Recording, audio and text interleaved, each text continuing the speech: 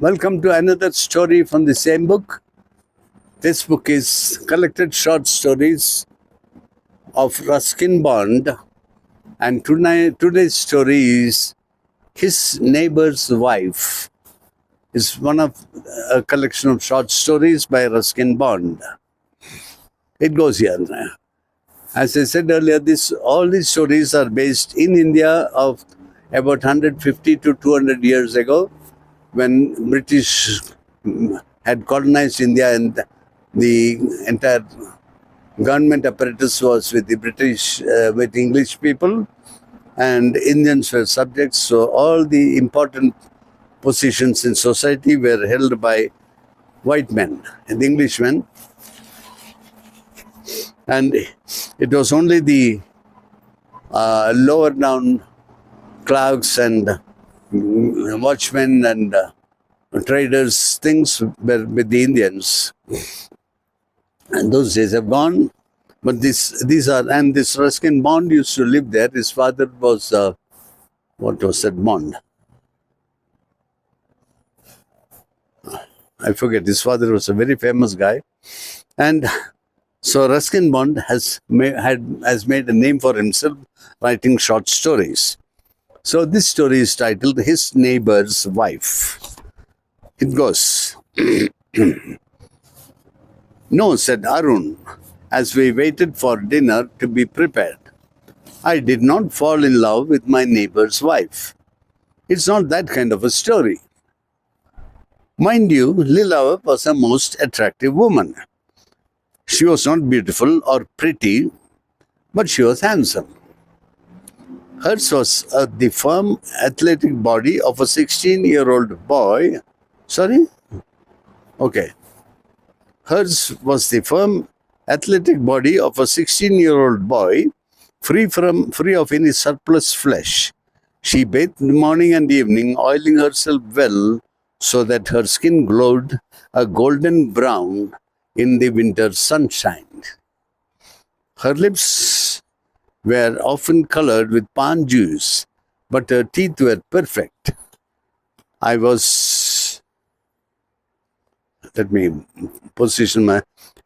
junior by about 5 years, and she called me younger brother. Her husband, who was 40 to her 32, was an official in the Customs and Excise Department, an extrovert, a hard-drinking, backslapping man who spent a great deal of time on tour. Lila knew that he was not always faithful to her during these frequent absences, but she found solace in her own loyalty and in the well-being of her only child, a boy called Chandu. I did not care for the boy. He had been well spoiled and took great delight in disturbing me whenever I was at work. He entered my rooms uninvited, knocked my books about, and if guests were present, made insulting remarks about them to their faces. Leela, during her lonely evenings, would often ask me to sit on her veranda and talk to her. The day's work done, she would relax with a hookah. Smoking a hookah was a habit she had brought with her from her village near Agra, and it was a habit she refused to give up. She liked to talk, and as I was a good listener, she soon grew fond of me. The fact that I was 26 years old and still a bachelor never failed to astonish her. It was not long before she took upon herself the responsibility of getting me married. I found it useless to protest.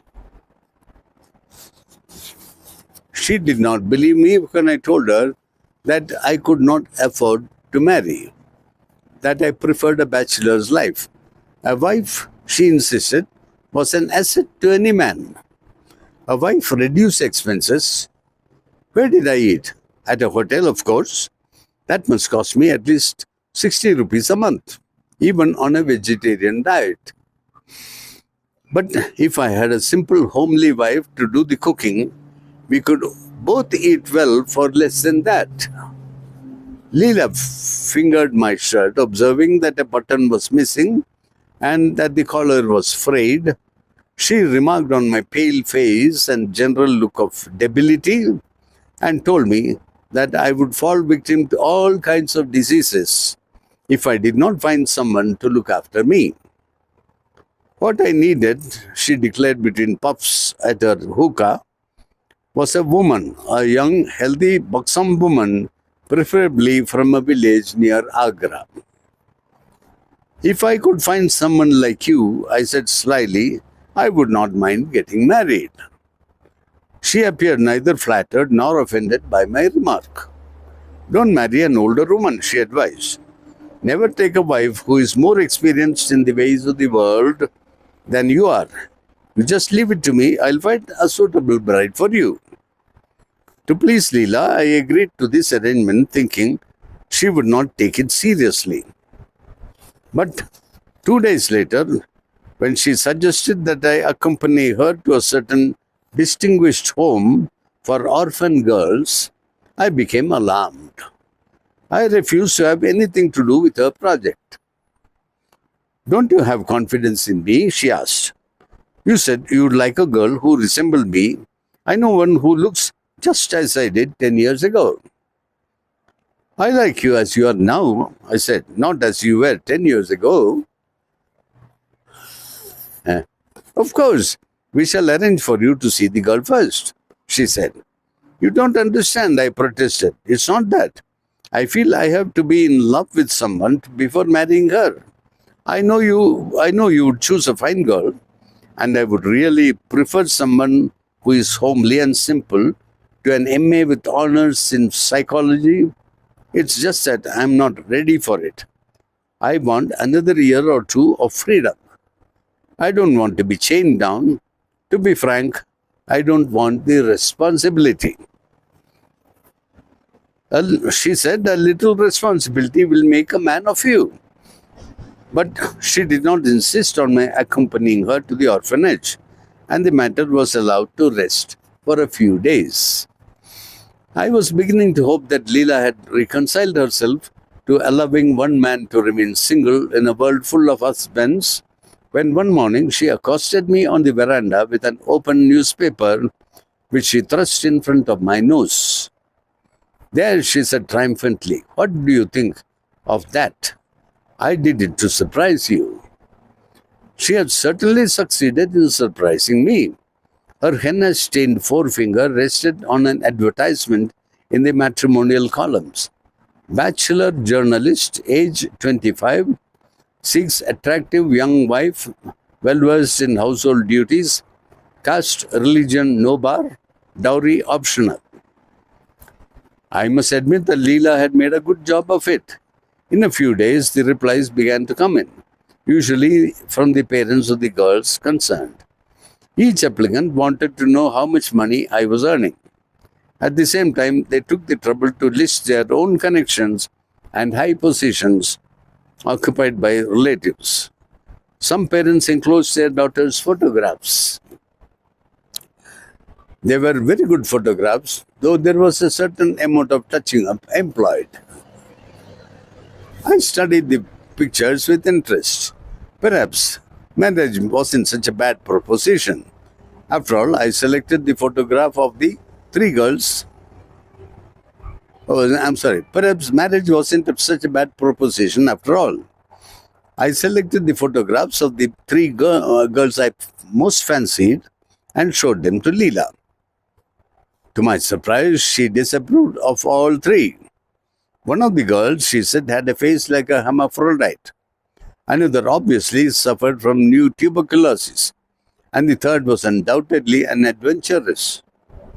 Leela decided that the whole idea of the advertisement had been a mistake. She was sorry she had inserted it. The only replies we were likely to get would be from fortune hunters, and I had no fortune. So we destroyed the letters.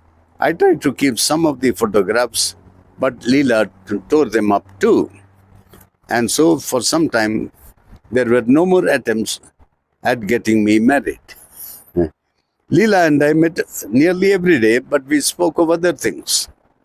Sometimes in the evenings, she would make me sit on the charpoy opposite her, and then she would draw up her hookah and tell me stories about her village and her family.